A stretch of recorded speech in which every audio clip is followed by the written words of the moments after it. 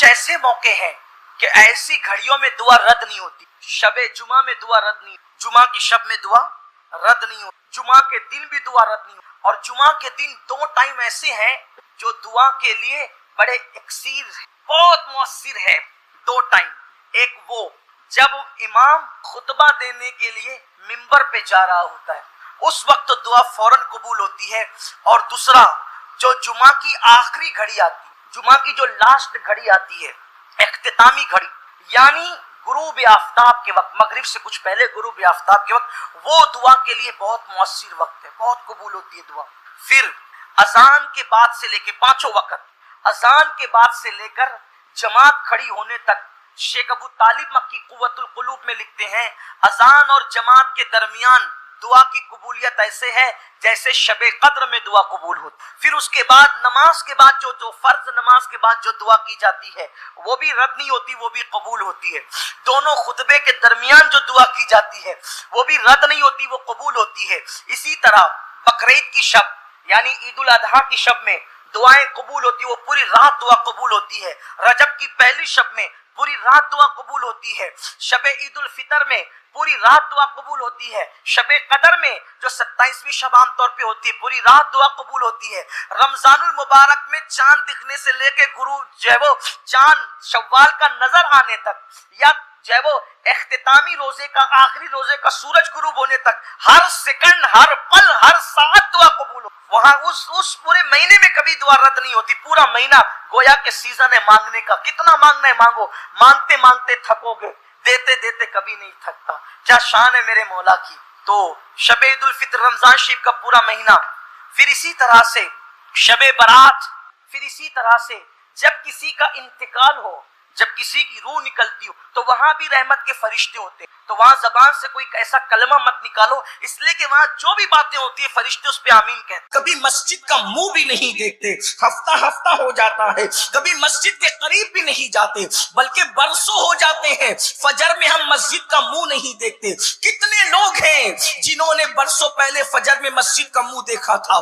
کچھ لوگ تو پوری زندگی فجر کی نماز میں نہیں جاتے. اللہ اکبر.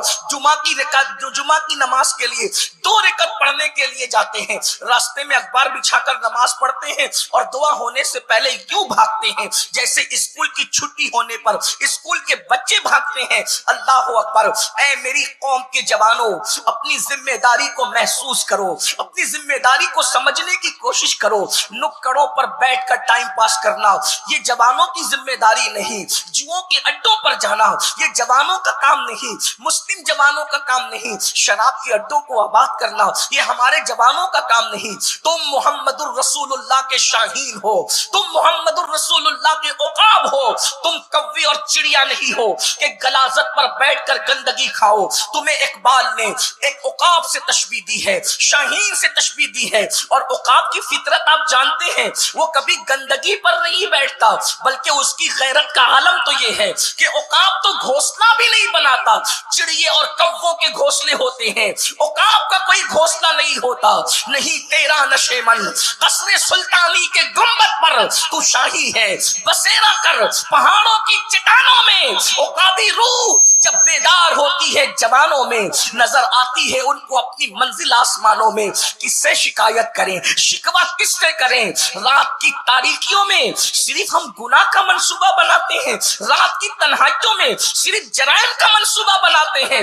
وہ آنکھیں جو کبھی اللہ کے خوف سے رویا کرتی تھی، وہ آنکھیں جو کبھی اللہ کی خشیت سے رویا کرتی تھی، آج وہ آنکھیں سیریل میں اداکار اور اداکارہ کے جدائی کے مناظر کو دیکھ کر کے رو رہی ہے. ذرا غور تو کرو. وہ دل جو کبھی قرآن کی تلاوت سے تسکین پاتا تھا، آج وہ دل ننگی فلمیں دیکھ کر کے تسکین پا رہا ہے. تمہیں ہو کیا گیا ہے؟ اقبال نے رونا رویا تھا، متاع دین و دانش لٹ گئی اللہ والوں کی، متاع دین و دانش لٹ گئی اللہ والوں کی. یہ کس کافر ادا کا غمزہ خوریز ہے ساقی، مگر ہم اپنی قوم سے کبھی نا امید نہیں ہے. اس لیے کہ سب سے زرخیز کوئی قوم ہے تو وہ قوم مسلم ہے. نہیں اقبال مایوس اپنی کشت ویرا سے ذرا نم ہو تو یہ مٹی بڑی زرخیز ہے ساقی. آؤ اپنی ذمہ داریوں کا احساس کرو. جانتے ہو جوانی کیا ہے اور جوانی کیا کس چیز کا نام ہے؟ میرے آقا مصطفیٰ کریم رؤوف الرحیم صلی اللہ علیہ وآلہ وسلم ارشاد فرماتے ہیں جو جوان پیدل چل کر مسجد جاتا ہے فجر کی نماز میں اس کو قیامت کے دن عرش کا سایہ عطا کیا جائے گا. یہاں تک فرمایا جس نے اپنی جوانی کو گناہ سے بچا کر کے گزارا ہے وہ مصطفیٰ جان رحمت کا پڑوسی بنایا جائے گا. اور ایک بات عرض کروں، آؤ اللہ اکبر، دل کے کانوں سے سنو. آپ جانتے ہیں ولایت کا ایک مرتبہ ہے، ولایت سے بڑا مرتبہ شہادت کا ہے، شہادت سے بڑا مرتبہ صدیقیت کا ہے، اور صدیقیت کے بعد مرتبہ نبوت کا ہے. جیسا کہ ہمیں قرآن سے اشارہ ملتا ہے انعم اللہ علیہم من النبیین والصدیقین والشہداء والصالحین. اللہ اکبر، چار طبقے اللہ نے اپنے مقبول بندوں کے بیان کیے، انبیاء کا طبقہ، صدیقین کا طبقہ، شہداء کا طبقہ، صالحین یعنی اولیاء کا طبقہ. اب دھیان سے سننا، اللہ اکبر. آج کل لوگ کہتے ہیں ہمیں ولی بننا ہے، ہمیں ولی بننا ہے. اللہ کے بندو، کتنا آسان نصاب ہے ولایت کا، کتنا آسان نصاب ہے ولایت کا. اللہ کے رسول مصطفیٰ کریم رؤوف الرحیم صلی اللہ علیہ وآلہ وسلم ارشاد فرماتے ہیں کہ جب کوئی جوان اللہ اس کو جوانی عطا کرے اور وہ صرف دو کام کرے، جوانی میں دو کام کرے، اللہ اکبر، فرمایا اللہ کی حرام کردہ چیزوں سے رک جائے. اسلام بہت مشکل نہیں ہے، صرف دو کام ہے اسلام کے اندر بس، اور پورے اسلام کی تعلیمات دو چیزوں پر سمٹ آتی ہے. اور اللہ کے رسول صلی اللہ علیہ وآلہ وسلم نے اپنی رشک فصاحت زبان سے ساری کائنات کی فصاحت جس پر رشک کرتی ہے، وہ زبان جس کو سب کن کی کنجی کہے، اس کی نافذ حکومت پہ لاکھوں سلام. وہ دہن جس کی ہر بات تو وحی خدا، چشمہ علم و حکمت پہ لاکھوں سلام. آقا ارشاد فرماتے ہیں جوانوں کو مخاطب کر کے میرے سرکار فرماتے ہیں جوان اگر دو کام کر لے، صرف دو کام، اللہ نے جس کو حرام کیا اس سے رک جائے اور جس کو کرنے کا حکم دیا وہ ادا کرے. دو چیزیں، اللہ اکبر، حرام سے بچے اور اللہ کی عبادت میں لگ جائے. آقا ارشاد فرماتے ہیں اللہ اس کو 70 صدیقوں کے برابر ثواب عطا فرماتا ہے. ولیوں کی بات نہیں ہو رہی ہے، ولیوں سے اوپر شہداء، شہداء کے اوپر صدیقین، اللہ اکبر، بلکہ اولیاء کو بھی بعض مرتبہ صدیقیت کا مرتبہ نصیب ہوتا ہے. بلکہ صدیقیت بھی ولایت کا ایک مقام ہی ہے، مگر بہت بلند مقام ہے. اللہ اکبر، ایک دو صدیق نہیں، مصطفیٰ جان رحمت کے انعام پہ قربان جائیں، وہ تو نہایت سستا سودا بیچ رہے ہیں جنت کا. ہم مفلس کیا مول چکائیں، اپنا ہاتھ ہی خالی ہے.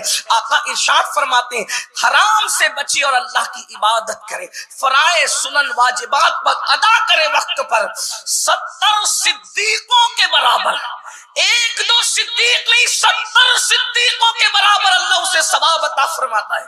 اے جوانوں کہاں ہو، اٹھو، کمر کس لو، کمر ہمت باندھ لو. گناہ میں لذت نہیں ہے، اگر حقیقی لذت ہے تو نیکیوں میں، حقیقی سکون ہے تو نیکیوں میں ہے.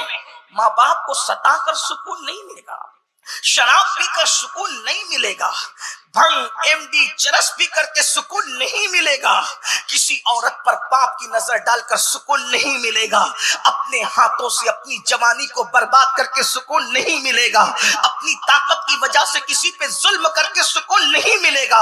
اگر سکون چاہتے ہو نیکیوں کی طرف آؤ، اور کتنا بڑا انعام ہے. کاش یاد رکھنا، ایک فقیر بے نوا، فقیر قادری کی یہ آواز ممکن ہے جب تمہیں بڑھاپا آ جائے، 50 سال کے بعد تمہاری عمر ڈھل جائے، یہ چمکتے بال جب سفیدی اختیار کر جائیں، یہ گھنے بال جب جھڑنا شروع ہو جائے، یہ مضبوط دانت جب ہلنا شروع ہو جائے، یہ کمر اور घुटनों की ताकत जब जवाब दे, उस वक्त ये तकरीर के जुमले अगर आप तक पहुंचेंगे तो शायद आप उस वक्त तो पछताएंगे कि काश किसी फकीर बेनवा की आवाज पर लब्बैक कहकर मैंने जराइम कदों को अलविदा कहकर खुदा खाने को आबाद कर दिया होता। और अगर जवानी में इबादत नहीं करोगे तो याद रखना, जवानी में तुम इबादत नहीं करोगे, बुढ़ापे में कुदरत शायद तुम्हें इबादत करने न दे। अपनी गुफ्तगू को समेटते हुए 10 बजे का टाइम था, 20 मिनट बचे हैं, 2 बातें अर्ज करके अपनी गुफ्तगू खत्म करता हूं। आओ अब उन जवानों से मैं मुखातिब हूं। जवानी और खूबसूरती दोनों लाजिम और मलजूम है। जवानी में हर बच्चा और बच्ची खूबसूरत ही दिखते हैं, फिट होते हैं, हसीन दिखते हैं, जमील दिखते। अल्लाह के रसूल अलैहिस्सलाम फरमाते हैं, जिसको अल्लाह खूबसूरत जवानी, जिसको अल्लाह खूबसूरत जवानी, और उस खूबसूरत जवानी में जो हराम से बच जाए, सिर्फ हराम से। हराम क्या है? झूठ बोलना हराम, सूद खाना हराम, लुकमा जो झूठ बोलकर कमाया जाता है, जिसको अल्लाह रसूल ने हराम किया, हराम। किसी पे जुल्म करना हराम, किसी की गीबत करना हराम, किसी की चुगली करना हराम, किसी की आबरू को रेजा रेजा करना हराम। और एक बात, कोई बेहयाई की बात नहीं कहता, हालात और वक्त के तनाजुर में एक बात कहता हूँ दिल के दर्द के तौर पर। वैसे मैं कोई खतीब भी की खिताबत कर सकूं, ये मुस्तकिल फन है जिसको इल्म और बहुत ज्यादा फनून की जरूरत हो। ये सिर्फ एक कादरी फकीर के दिल की सदा है। आजकल नौजवान लड़के सबसे ज्यादा जिस गंदगी में मुब्तला हैं वो है लड़कियों के साथ नाजायज ताल्लुकात। और ये ताल्लुकात फिर इंसान को धीरे धीरे एक दूसरे से करीब करते हैं और उसका एंड होता है ज़िना। अगर बच्चियां भी सुन रही है, अल्लाह करे मेरी बच्चियां, कौम की बेटियां बहनें सुन रही है, अल्लाह उन तक उनको भी हिदायत। हालांकि बच्चियां ऐसी नहीं होती ना, नौजवान भी ज्यादातर ऐसे नहीं होते, हालात के तनाजुर में बात हो, इसलिए कि बात पूरी दुनिया तक पहुंचती है। ये फ्रेंडशिप जिसको कहते हैं, लड़के और लड़की की, ये ज़िना तक ले। पहली बात तो मैं आपको ये बताऊं, इस्लाम लाकानूनियत का नाम नहीं है, इस्लाम कानून का नाम, इस्लाम डिसिप्लिन का नाम। हमारे मजहब कितना कानून पाबंद है हमारा मजहब, कि हमारे नबी ने बैतुल खला में कौन सा पैर रखना चाहिए ये कानून भी अता किया। हम कायनात को चैलेंज करके कहते हैं, किसी कायद ने अगर बैतुल खला का भी कानून अता किया हो तो वो ला करके बताए। एक यहूदी ने सलमान फारसी को मजाक उड़ाते हुए कहा, ये कौन सा मजहब है जो बैतुल खला में बैठने का तरीका भी बताता है? तो सलमान फारसी सरकार ने फरमाया, यही तो मजहब है जो बैतुल खला में भी हमें यतीम नहीं छोड़ी। जिस मजहब ने बैतुल खला में जाने और आने का तरीका बताया, हत्ता कि अगर आप फिक़ह की किताब उठा करके देखें तो सर्दी में इस्तिंजा करने का तरीका अलग बताया, गर्मी में इस्तिंजा करने का तरीका अलग।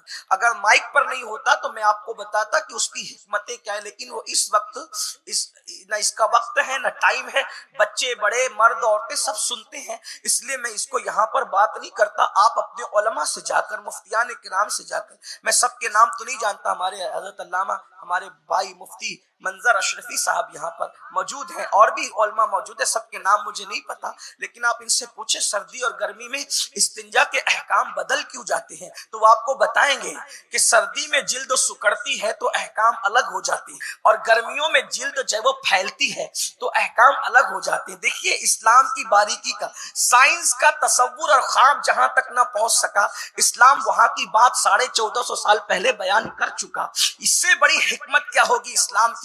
अल्लाह अकबर। बहरहाल तो अर्ज ये कर रहा था, अल्लाह अल्लाह, मेरे आका सल्लल्लाहु अलैहि वसल्लम के दीवानों, अल्लाह रब्बुल इज्जत के हबीब फरमाते, खूबसूरती मिले और जवानी मिले। मैं समझता हूँ कि मैंने जिस जवान को देखा अब तक खूबसूरत ही देखा। इंसान की शक्ल कैसी हो, जवानी में सब खूबसूरत होते हैं। अगर कोई काली चमड़ी को खूबसूरती के खिलाफ समझता है, मैं समझता हूँ शायद वो इल्म नहीं रखता। एक बात अर्ज करूं, रंग की सफेद और काली चमड़ी खूबसूरती और बदसूरती की दलील नहीं होती। खूबसूरती एक मुकम्मल उन्वान है, एक मुकम्मल टॉपिक है, और उसके मुकम्मल तकाजे हैं।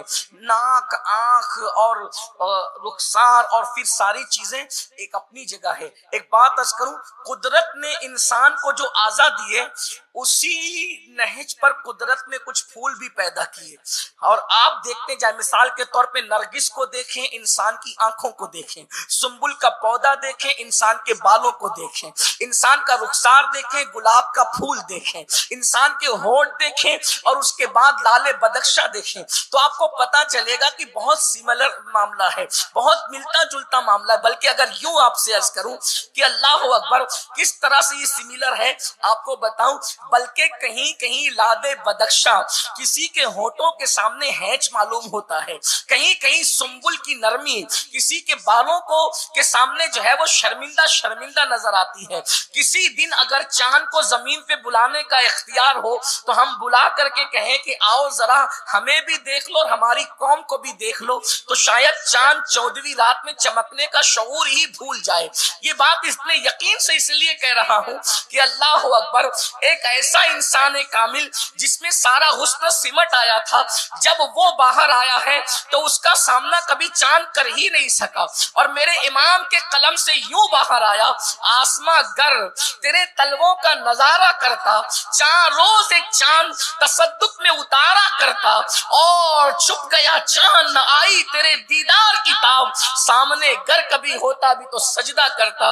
وقت نہیں ہے ورنہ میں بتاتا، آج تک لوگ حیران ہیں، انکار بھی کر رہے ہیں کہ انگلی کے اشارے سے چاند ٹکڑے کیسے ہوتا ہے۔ میں نے کہا انگلی کے اشارے سے چاند ٹکڑے ضرور ہوتا ہے، لیکن اس کے لیے کوئی خوبصورت انگلی چاہیے، خوبصورت انگلی چاہیے، اس لیے کہ جو کام تلوار نہیں کرتی وہ کام حسن کر جاتا ہے۔ تو کہا وہ کیسے؟ کہا وہ اس طرح سے کہ جب کوئی اندیکھی چیز کو دیکھ لے، تصور کے خلاف، تخیل کے خلاف، فطرت کے خلاف، جب کوئی کسی کو چیز کو دیکھ لے تو اس کا کلیجہ پھٹ جاتا ہے۔ مثال کے طور پر اگر کوئی بندہ اچانک ایکسیڈنٹ کو دیکھے تو اس کا کلیجہ پھٹ جاتا ہے۔ بہت سارے لوگ ہیں جن کے کلیجے پھٹے ہیں، پھٹ جاتے ہیں، کوئی زور سے چلائے اس کا کلیجہ پھٹ جاتا ہے، ایسا ہوتا ہے۔ تو اللہ اکبر، تو چاند کو اللہ کے رسول نے زمین پہ کھڑے ہو کر اشارہ کیا تو کس طرح؟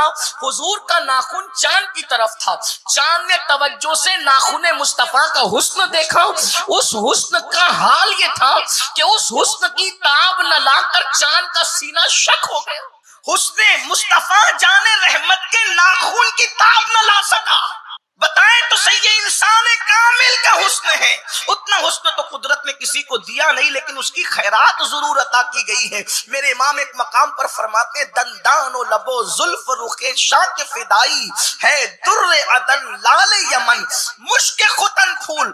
بہرحال ابھی حسن کی بات چل رہی تھی، ایک بات میں آپ سے عرض کروں، کالی چمڑی اور سفید چمڑی معیار حسن نہیں۔ ہارون رشید کے دربار میں ایک مرتبہ دو کنیزوں کا مناظرہ کروایا۔ ہارون رشید بھی اپنی طبیعت کا آدمی تھا، وہ اپنی طبیعت سے جو چاہتا کرتا بادشاہ تھا۔ ایک بہت گوری خوبصورت کنیز تھی، ایک بہت کالی اور بالکل کالی کنیز تھی، تو اس دونوں کا مناظرہ ہوا۔ اس نے کہا میں خوبصورت، اس نے کہا میں خوبصورت۔ انہوں نے بڑی دلائل پیش کی اپنے اپنے حسن پر۔ پہلی بات آپ کو بتاؤں، جو حسین ہوتا ہے وہ اپنے آپ کو حسین کہتا ہی نہیں ہے۔ بیدم شاہ وارسی نے کہا تھا کہ اپنی ہستی کا گر حسن نمایاں ہو جائے، انسان اپنے انوار پہ شیدا ہو جائے۔ اللہ اکبر، جس وقت حسن انسان کی ہستی کا خود پر نمایاں ہوگا، انسان کو اپنے آپ سے پیار ہوگا۔ دراصل ہم دوسروں کو دیکھنے میں اتنے مصروف ہو گئے کہ خود کو دیکھنے کی فرصت نہیں ہے۔ بہرحال انہوں نے اپنے اپنے حسن کی تعریف کی۔ بالآخر جو گوری کنیز تھی وہ مغلوب ہو گئی، کالی کنیز غالب آ گئی، یہ کہہ کر کہ سنو سنو اور غور سے سنو، تم بہت گوری اور سفید چمڑی ہے، اگر تمہاری تھوڑی سی سفیدی اٹھا کر میرے گال پہ رکھ دیا جائے تو ساری دنیا کہے گی کہ عیب پیدا ہو گیا، یہ کالی کنیز کوڑی ہو گئی، کوڑی ہو گئی، اس میں کوڑ ہو گیا۔ تیرا سفید رنگ میرے گال پر آیا تو لوگ مجھے کوڑ کا تانا دیں گے اور لوگ مجھ سے دور بھاگیں گے، لیکن میری کالک اگر تیرے گال پر رکھ دی جائے تو تیرے عیب میں تیرا عیب نہیں ہوگا، بلکہ لوگ کہیں گے کیا خوبصورت چہرہ ہے، ایک تو گورا رنگ ہے، دوسرا اس پر تل ہے، تو اب بتا تو خوبصورت ہے یا میں؟ تیرا رنگ مجھ میں آئے تو میں عیبی ہو جاؤں، میرا رنگ تجھ میں جائے تو تل کی شکل اختیار کر جائے۔ تب اللہ اکبر پتا چلا کہ کوئی جو ہے وہ گورا اور کالا، بدصورت اور خوبصورت نہیں، سب خوبصورت ہے۔ کیوں؟ اس لیے کہ اللہ اکبر، انسان سے زیادہ اگر کوئی خوبصورت ہوتا تو اللہ اپنے محبوب کو اسی لباس میں بھیجتا۔ پتا چلا خدا کی مخلوق میں انسان سے بڑھ کر کوئی خوبصورت نہیں محبوب کو لباس بشر میں بھیجا، بے تمشا پھر یاد آتے ہیں اب آدمی کچھ اور ہماری نظر میں ہے، اب آدمی کچھ اور ہماری نظر میں ہے۔ جب سے سنا ہے یار لباس بشر میں ہے، جب سے سنا ہے لباس بشر میں یار آیا تو پتا چلا کہ آدمیت کیا چیز ہے، انسانیت کیا چیز ہے۔ اللہ اکبر۔ تو عرض یہ کر رہا تھا کیا اللہ اکبر، جس کو اللہ خوبصورت جوانیت، خوبصورتی تو تم سب کے پاس، جوانی اگر مل جائے خوبصورتی، اور کرو کیا، اینڈ پہ بات پہنچ رہی ہے، توجہ کریں، خوبصورتی اور جوانی جب دونوں جمع ہو جائیں اس وقت بندہ حرام سے بچے، حرام سے، تو اللہ اس بندے کا ذکر فرشتوں کے درمیان کرتا ہے، اور فرشتوں پہ اس جوان کا ذکر فرشتوں کے درمیان کر کے فخر کرتا ہے، فخر۔ اور اللہ فرماتا ہے میں نے حسن بھی دیا، جوانی بھی دی، پھر بھی یہ حرام سے بچ رہا ہے۔ اے میرے فرشتوں، اگر میرا حقیقی بندہ دیکھنا ہے تو میرے اس بندے کو دیکھ لو، یہ میرا حقیقی بندہ ہے۔ اور ایک مقام پر اللہ کے رسول علیہ السلام فرماتے، آقا کریم فرماتے کہ جو جوانی میں عبادت کرے، جو جوانی میں عبادت کرے وہ اللہ کے نزدیک بعض فرشتوں سے افضل ہو جاتا ہے۔ جوانی کی عبادت بعض فرشتوں سے افضل کر دیتی انسان کو۔ ایک مقام پر اور ارشاد فرمایا، اب اس کو سننے اور بات اینڈ کی طرف جاتی ہے، اللہ کے رسول علیہ السلام فرماتے ہیں اے جوانوں، کاش کے موبائل کو ضرورت کے مطابق استعمال کرو۔ موبائل کے اندر واٹس ایپ تو بہت دیکھا، کبھی قرآن پڑھنے کے بھی عادی بنو۔ جوانی جانے والی چلی جائے گی، جوانی جانے والی ہے، چلی جائے گی، ختم ہو جائے گی جوانی، بہت جلد رو گے، پچھتاؤ گے، پچھتانا کام نہیں آئے گا۔ خدا کے لیے آج احساس کر لو، احتساب کر لو۔ اللہ اکبر، اللہ اکبر۔ فرمایا جو جوان صبح کے وقت عبادت کرتا ہے، صبح سے مراد فجر لے لے، فجر کا وقت، کیونکہ صبح کی عبادت تو فجر ہی۔ اللہ کے رسول علیہ السلام فرماتے ہیں جو جوان صبح کے وقت عبادت کرتا ہے اس جوان کو بوڑھوں پر ایسی فضیلت ہے جیسے مرسلین کو عوام پر فضیلت دی گئی۔ مرسلین مطلب رسولوں کو جیسے پبلک پر فضیلت ہے، صبح کی عبادت کرنے والے جوانوں کو اللہ نے بوڑھوں پر ایسی فضیلت عطا فرمائی ہے۔ اللہ کو جوانی پسند، جوانی کی عبادت پسند، اس لیے اللہ نے جوانی دی ہے۔ اس کو نکڑوں پہ بیٹھ کے، ہوٹلوں پہ بیٹھ کے، گھوم پھر کر، موبائل میں، فیس بک پر، یوٹیوب پر کسی کی ناجائز دوستی میں، حرام دوستی میں ضائع مت کیجیے۔ اس کو عبادت میں، ورنہ مرنے کے بعد روایتوں میں آتا ہے کہ بندہ اللہ سے عرض کرے گا مولا صرف 2 رکعت نماز پڑھنے کی اجازت دے، میں دنیا میں جا کے 2 رکعت پڑھ لوں۔ تو ارشاد ہوگا بندے ہم نے تو پوری زندگی عبادت کے لیے دی تھی، تو نے عبادت کے لیے وقت نکالا، آج ہم گناہ کے لیے تو وقت نکال رہے۔ آؤ آخری بات، سچی توبہ کر، وقت ضائع کیا۔ اگر ہم بے عمل ہوتے، توجہ کرنا، اگر ہم جوانی میں بے عمل ہوتے تو بھی برباد ہوتے، مگر ہم بے عمل نہیں ہیں۔ غور کرنا، لوگ کہتے ہیں ہم بے عمل ہے، میں نے کہا اگر بے عمل بھی ہے تو مجھ سے بہتر ہے۔ ہم بے عمل نہیں ہیں، ہم بد عمل ہیں، کیونکہ بے عمل اور بد عمل میں فرق ہے۔ بے عمل اس کو کہتے ہیں جو اچھا عمل نہیں کرتا مگر برا بھی نہیں کرتا، اور بد عمل اس کو کہتے ہیں جو اچھا عمل نہیں کرتا بدی ہی بدی کرتا ہے۔ غور کیجئے، صبح اٹھنے سے لے کر رات سونے تک ہم کتنے اچھے کام کرتے ہیں، ذرا بتائیے۔ مرنا نہیں، موت نہیں آنی، جوانی نہیں جانی، بڑھاپا نہیں آنا، سوچو، توبہ کر۔ آج سنی دعوت اسلامی کے اس اجتماع میں توبہ کر لو، جوانی کا بھرپور لطف لو۔ انجوائے کرنے سے اسلام منع نہیں کرتا، اسلام جتنی چھوٹ دیتا ہے کوئی مذہب نہیں، اسلام جتنے انجوائے کی بات کرتا ہے کوئی مذہب نہیں کرتا۔ اسلام صرف یہ کہتا ہے حرام مت کرو، بس حرام سے بچو اور فرائض پر عمل کرو۔